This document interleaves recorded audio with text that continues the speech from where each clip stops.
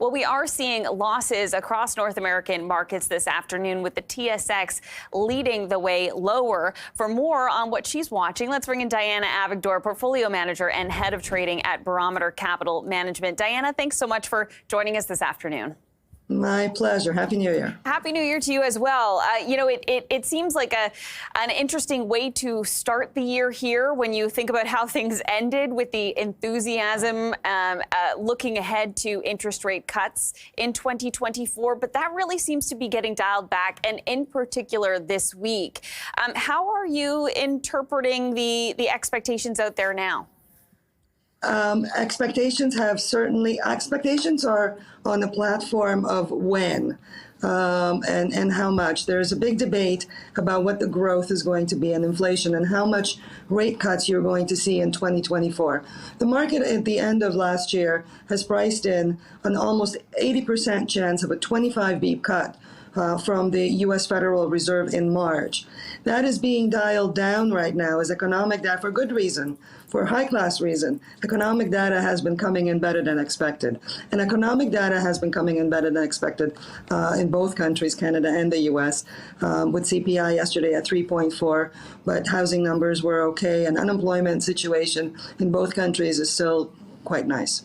Yeah, coming in better than or stronger than expected. I mean, on the inflation front, inflation being stronger than expected, not such a good thing for the central banks that are trying to get inflation down to that 2% target. But I mean, even with the economy growing more than expected, particularly in the U.S., it does seem to challenge what the central bank in that country is trying to do in getting inflation down. But it sounds like there is optimism out there that things are moving in the right direction despite the resilience. So what you mentioned quite a few details, and it's a fine dance to balance out a soft landing. It means that everything has to work just so. So when we're looking at inflation, we're in Canada today, we saw 3.4%, or yesterday rather, 3.4%. That's way off highs. And that 2% number, that's a bit arbitrary.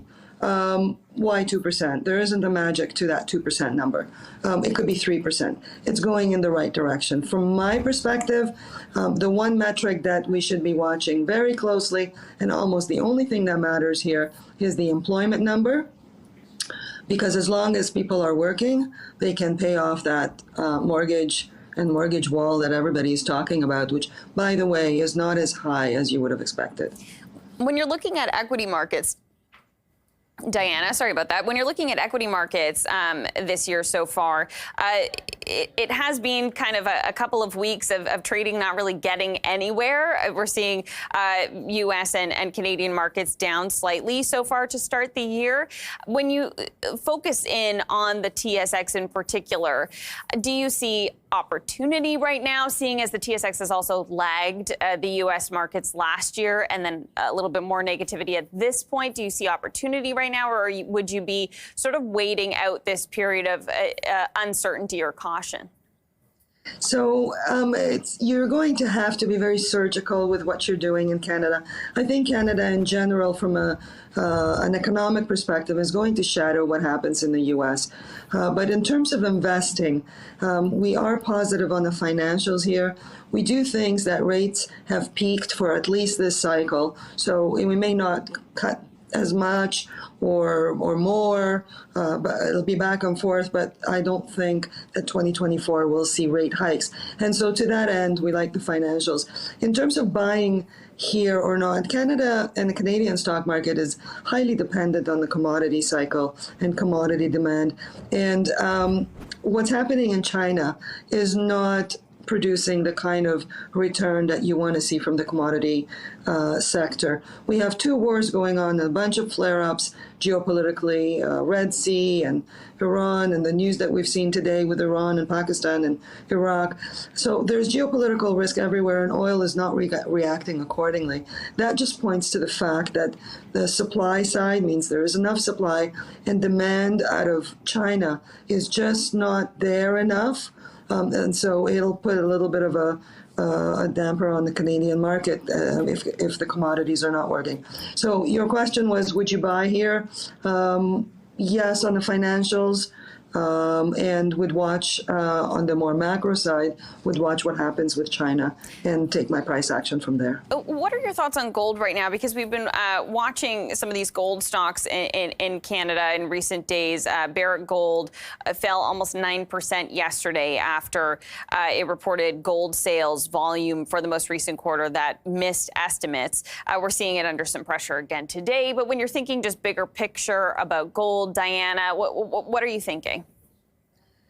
Gold is treacherous because that is also a macro trade. And when you mention a company like Barrick that has other types of fundamentals, but also is impacted by the actual price of gold.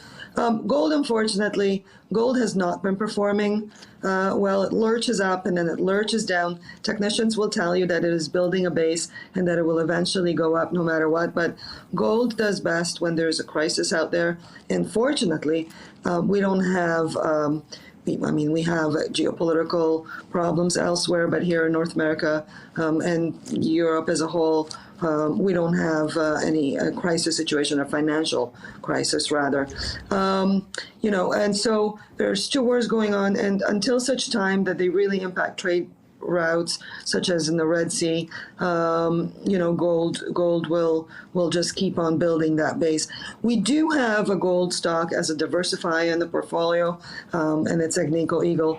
And from all the large caps, we chose that one because we felt that it was geographically safe, so it's 85% Canada. It does have a yield of 3.5% that they've been growing at 20%. So from our perspective, it's a portfolio diversifier. And what I mean by that is we have our technology, our weights, our financials and so forth, and we have one or two gold stocks just as a hedge in case something happens. Diana.